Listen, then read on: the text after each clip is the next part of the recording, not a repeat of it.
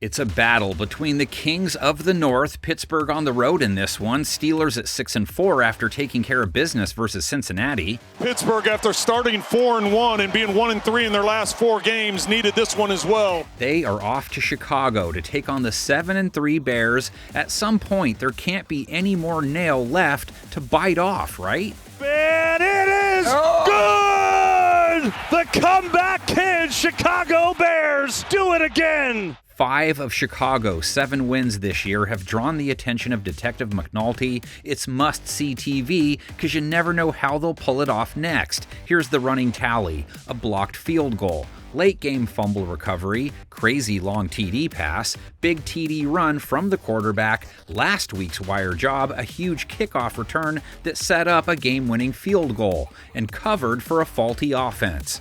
Duvernay, look at this! Across the 50 and a huge return! Bears only able to muster 19 points. They have a 25-point per game average. Caleb Williams unable to build off his nice Week 10 outing. Week 11, 16 of 32 passing for just 6 yards per attempt, only 193 yards, no TDs, which all factored into his 68 rating. Here is Williams, pressure in his face, throwing deep, has DJ Moore, and he overthrew him! Caleb's completion percentage under 63 straight games, rate under 84, 4 of his last 5. Doesn't always get the help he deserves with his pass catchers dropping passes, so if you want to look at it as it's the passing attack and not Williams, to each his own. Either way, Williams and company face a Pittsburgh secondary that just cooled off Joe Flacco and Jamar Chase, both who hit that game with swag on their side. Picked Flacco off only 1 touchdown, just 199 yards on a measly 5 yards per attempt, a 68 rating. It's intercepted. It's picked off by Duggar. He's got room to roam.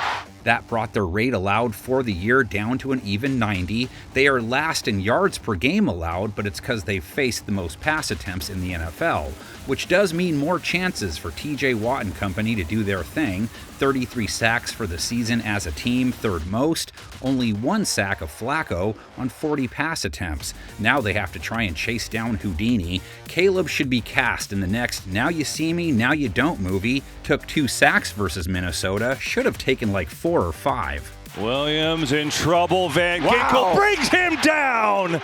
Despite their lack of Flacco bags, Pittsburgh's defense sort of comes off a shutout, gave up 12 points but accounted for 14, so really they were good for -2 points. The ball jarred free, picked up Pierre, he'll take it in, it is a touchdown! Steelers DBs gave up a touchdown and 63 yards to T. Higgins, gave Jamar Chase the business, just 30 yards, 10 targets. Chase Brown, 28 yards on 8 targets. Bears don't have a chase of any kind. Steelers corners will chase around Rome Odunze though. 41 yards, 2 catches versus the Vikings. Williams zips one over the middle. Oh, perfect throw to Odunze. Laser beam. And they have 2 tight ends to track. Colston Loveland, 40 yards a week ago. He's getting more looks on a regular basis now. Underneath they go to Loveland. Way to go, and he's going to get there! Oh, and he's still going! And Cole Kmet led them with 45 yards, a yard short of his season high. Your side he comes, and it's Cole Kmet makes his first catch, or he gets popped. The most consistent performer of their offense, though, the last 5 to 6 games,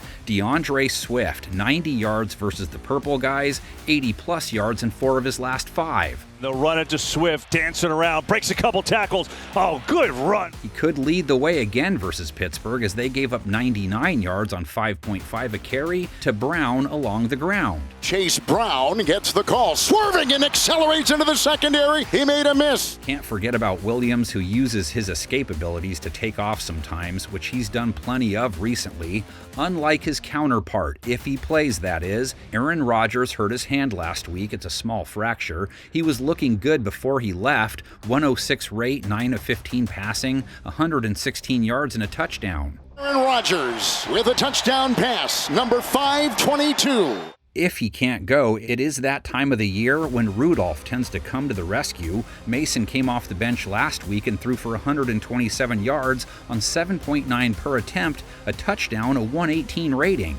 Here they come. And a catch made downfield. 18-yard pickup. Whoever goes draws a grinchy defense. They'll steal the Who's stockings, their Who pudding, their whole Who feast, and if they have a football, they'd take that for sure. No team with more thefts this year. McCarthy going deep for it all. End zone. Intercepted. They added 2 more takeaways on interceptions last week. They held Minnesota to 3 for 11 on third down. They are the second hardest team to move the sticks against big picture, still giving up 26 points a game, but heading in the right direction after holding the Giants and Vikings under 20 the last 2 games. Held J.J. McCarthy to 150 yards on 16 of 32 passing, under 5 yards per attempt to just a 47 rate. Gets hit as he throws into a crowd, and it is, nearly intercepted again. Bears DBs kept Justin Jefferson to 61 yards. That's a win against that dude. Just 20 yards allowed to Jordan Addison. Still, Pittsburgh's offense generally more potent than Minnesota's. Vikes a 21-point-a-game outfit. Steelers averaged 24 a game, good for 34 in their win over the Bengals. Second goal. Breaks the tackle right there of Burks and goes in for 6. Bears would love to get Jalen Johnson back at corner. He's supposed to be close. He could jump back in and cover DK Metcalf, 49 yards last week. There goes the pass. DK Metcalf, pass midfield. Hasn't topped 56 yards in 5 straight games. Tight end Darnell Washington did, though, just last week, 67 yards. Just an FYI, Chicago. He's a grown-ass man. The muscular tight end Washington, running roughshod. Wow! It's like watching a pack of Smurfs trying to tackle the Hulk. And running back Kenneth Gainwell, Pittsburgh's top pass catcher, Week 11, 2 touchdowns, 7 catches, 81 yards. Nice one-handed snare. Got a block on the play, swerving inside the 10. Gainwell didn't do much on the ground. Jalen Warren did, though, 62 yards on a smooth 6.2 a run.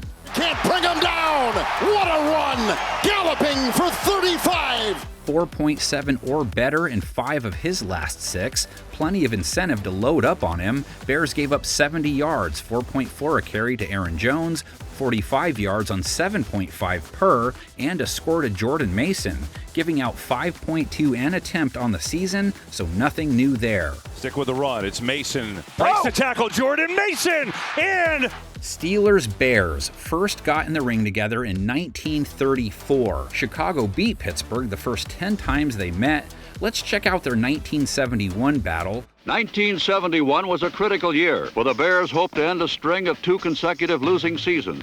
But through nearly 53 minutes of the game, the Bears were frustrated at every turn. Every apparent opening was snuffed out while the Steelers built a 15-3 lead late in the 4th period. An Ed O'Bradovich tackle shook the ball loose from Warren Bankston. Ross Brubacher scooped up the fumble and ran 30 yards for the first touchdown. 49 seconds left. 3rd down. Nix lofted one to George Farmer, and the rally was complete. The Bears had scored 14 points in less than 4 minutes and set the trend for a series of Bear comeback victories in 1971.